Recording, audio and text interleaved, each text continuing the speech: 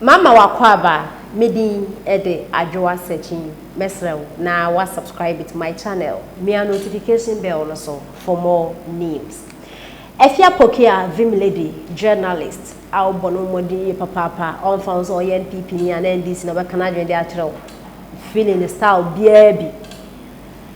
Efia Pokia e na okase ni se mo kan na ne se amanfo a omo abomompa a moti internet ne so ayenda oba we ni dedende oba we na kupenye fe oba we ni na achechia mame mbo demonstrate Calvin Taylor ona we yesa Efia Pokia ya tre so ono gina we yankopon no bo no se yankopon bo no gina ho no ma mi se nka meka se awrade ye mi se Efia Pokia so se saa but se san se yankopon bo na o gina ho nti no de yankopon ye ni bi ope nti ono tena social media di natem utina radio si di natem utina TV si di natem a de oya na oye abambi obebe bia oni suban bia obebo nechi obe criticize obia se no bia na ndumate nti Efia Pokia chese no one be di natem saadi obi se de ne maame awo no ene na ya wo ase de awo no do you have a choice ana Nyankopon obo wa wo gina left no aka se Nyankopon obo me kokko obo me tuntum ene Nyankopon ma me to na ma me nufuo you are not there. But that is what we choose to insult people with. It's Shatawale kind, it's a backward society. It's a village. Ye di ense hunu kwanka obi se di Onyankopon awo ne wonyefe. Na me wo ka jem se me wonyefe fa me na me na mbo me ho. Madakra. Ye pe eyi ye bobra ye sori ahomache from 4 am kopon 11. Me na na ya brofo ye ba wiase asori ahomache ye adwuma ye businesses. That's what you should be talking about. Oba we ye lazy. Yeah, then you are talking. Now, as hard working as we are, investment are building then we will primitive and so backward. They say, we see obi hunyefe. Mona modidi matem sa you force women to go and do surgery. No obi ye to obi ye ni yefun, obi ye ni ti, obi ye ni hwene.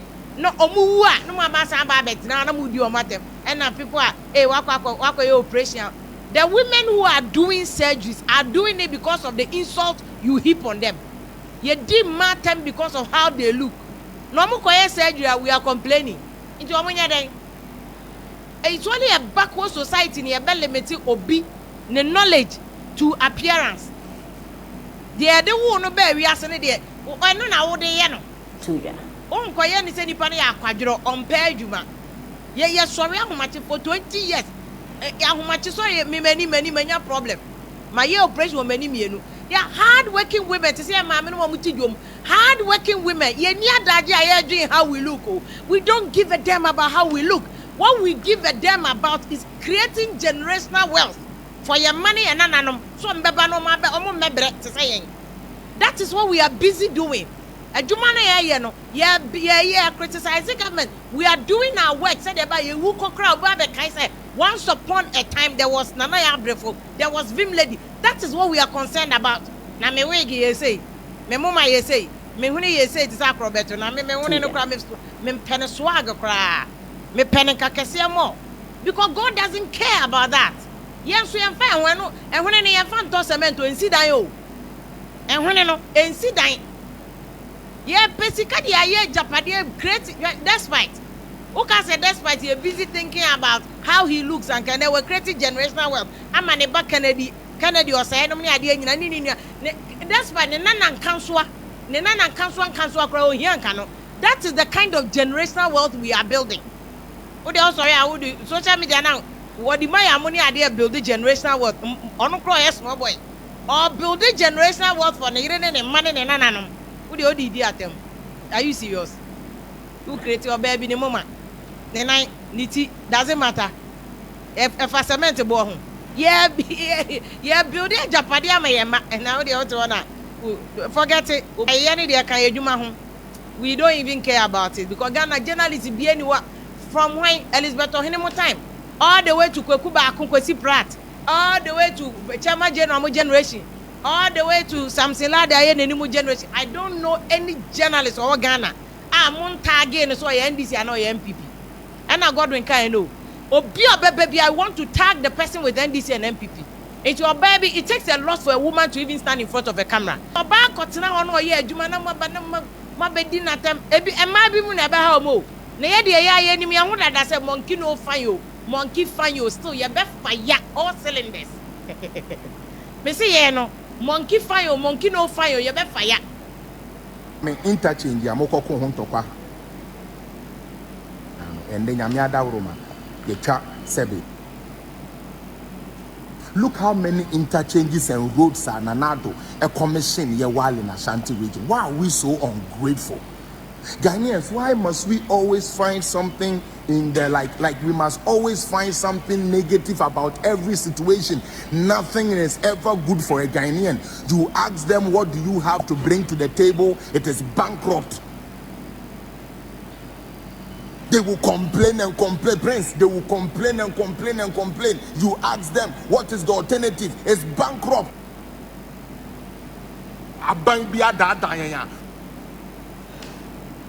Panye G's got say you could see sebi. Sika President Kufuor Pegu one son wo free ade so. Moon fancy hospitals keke. O man to me and see.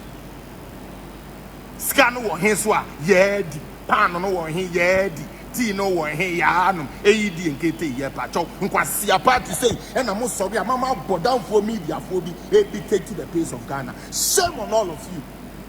If you are MPP and you are disappointed in what the president said, shame on you and fuck you and your vote. Yabremo. Fuck you and that's your one vote. No fakoma mahama no maybe president. Yabremo. Ye ni kromu ha. And adenta for sorry the general president. So say change na president. Enko si food bridge mama. Ye see food bridge ni mama mu ye. Omo faso. Ye see food bridge ni mama mu ye. Omo faso. Say president akokasa wanka say baby girl, I'm very good now. So let me expose these fools. Now I'm gonna play all these videos and you tell me where my president went wrong. Jimmy Fuebi Papa Bianyamofe. Take your vote. Now we will vote for go and vote for Mahama. As a matter of fact, vote for that man. Let him come and kill you people, of course. We are more grateful bunch. Ya yenya mapa we ni na wasante anka no pay ye nya na ye anka interchange ne niama na anka newspaper for se mo kare mu ni na mo ya banfu abodamfo anyansa ni mutirimuti no nioma papa na be ye na sante ne de ye nka ye se wakasa on so many radio stations so ba ku bi okokasa ye de ye se bi okasa ye no anye hofo de ntino papa niama pa okoye ye ni na mutiri so no mapampa so ekufu ado mo to mo nyem na mo be pon mo amodire ne ho bone ni na yesu mo janki kam anim mo amodi akufu ado asiya nunu na sini na no yesu mo je ntwimfa mu ni na mo so no mabe when you inside here. Vote for who you want. What is so hard about that? Vote for who you want. Me too. Hey, Akufuado, I was expecting you to build me a terminal. You didn't build a terminal, so I won't vote for you. It's simple. I won't vote for your party. It's simple. And Crawford say, "Eh, Tankananado, and Cornon and Corbe, you were 2020 or Quapo Bono Cardis."